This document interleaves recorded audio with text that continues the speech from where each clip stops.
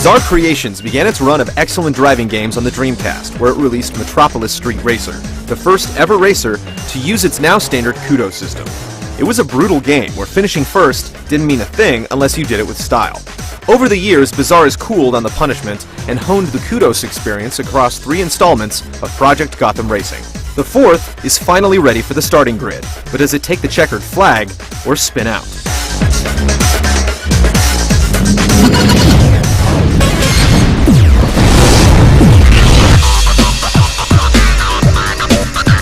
It may be time to accept that the realistic racing game has finally hit a wall where design is concerned.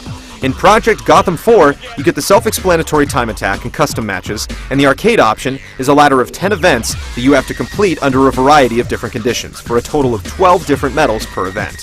Half require you to use a vehicle to complete them, and the other half require the use of a motorcycle. That's right, motorcycles have been added to the mix, in addition to just about any other vehicular machine you can dream of. This is definitely one of the strong suits of Project Gotham Racing 4, the sheer variety of vehicles available. Not only do you get to rip around the tracks in NOS-boosted import tuners, but there are also F1 cars from decades ago, luxury Mercedes and BMWs, exotics to die for, and gas-guzzling muscle cars from the 70s. Only Gran Turismo can compete with PGR 4 in this area, and while body parts don't fly off the cars, you can count on some cracked windshields and some paint swapping. Where you'll spend the most time is in the Gotham career option. You begin by creating a male or female driver, selecting their country of origin, and then tricking out their leathers and helmet. From here, it's the same old song and dance we've grown accustomed to. You complete series after series of racing events strewn across a calendar, and your rank gradually rises with the goal of becoming the #1 driver in the world. Events come in 2 types, majors and invitationals. The majors are Grand Prix style events where you complete a series of races in the hopes of topping the leaderboard when the final finish line has been crossed. The invitationals are one-off affairs where victory rewards you with a new vehicle. Should you fail or take a pass, you'll have to wait until next year to try them again. We have to hand it to the developers here. They've come up with just about every conceivable way to race around a track. There are checkpoint races, cone races, events where you have to drive like a maniac and earn kudos, knockout events, you name it. Even so, considering how long it takes to reach the pinnacle, the events do eventually become routine. Placing rewards you with kudos in addition to the ones you earn for drifting, spinning out, nailing a turn, or otherwise driving like a bat out of hell. Those kudos can then be spent to unlock vehicles, tracks, and other goodies. Online, the game continues to pile on the options. In addition to ranked championships that utilize true skill ratings to make sure you're not lining up against Mario Andretti when you're first getting started, you can then save your favorite videos or snap some photos and share them with other players who can then rate them.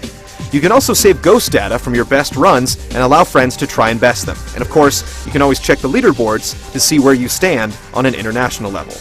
Tracks are strewn all across the planet in 9 different locations. From the neon-glazed pavement of Las Vegas to the rain-soaked tarmac of England, there's no shortage of locales to lay down some rubber.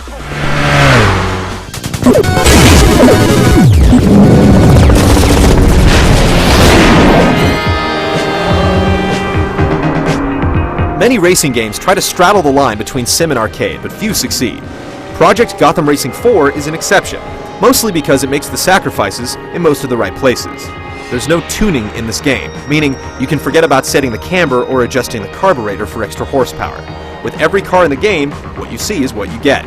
There are 7 different vehicle classes rated in 5 categories, including the typical top speed, acceleration, braking, drift, and grip.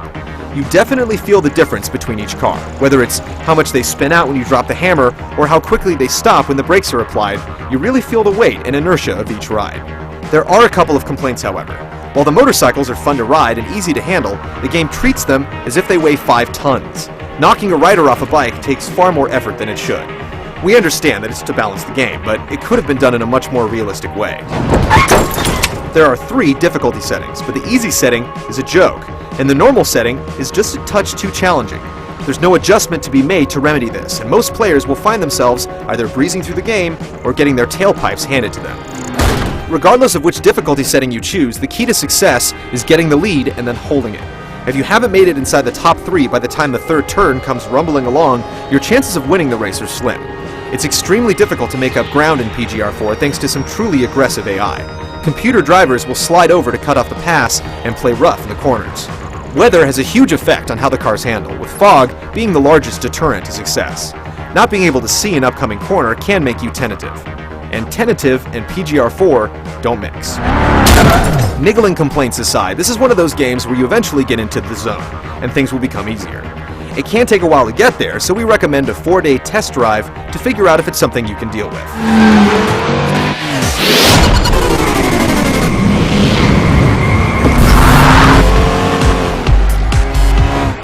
The cars in Forza 2 are constructed with exacting detail, but the barren tracks leave a lot to be desired.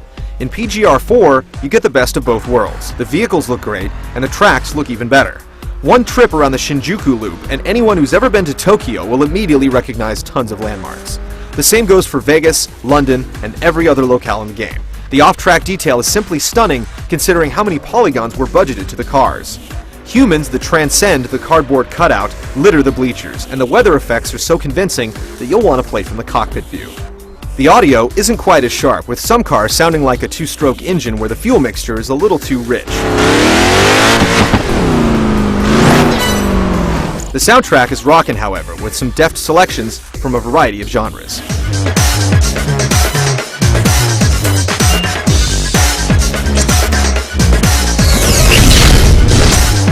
Project Gotham Racing 4 is a solid game on all fronts, but it also begs the question, just how many games of this type do we need? At this point, they all include the same feature sets, vehicles, and tracks, with minute details separating one from the other. At the same time, it does satisfy a niche of players who aren't ready to become mechanics, but want a moderate amount of realism in their games. But then, Forza 2 also managed to do this while still providing a lot more depth. PGR 4 is loaded with content, and the driving is generally tight. It just fails to break any sort of new ground.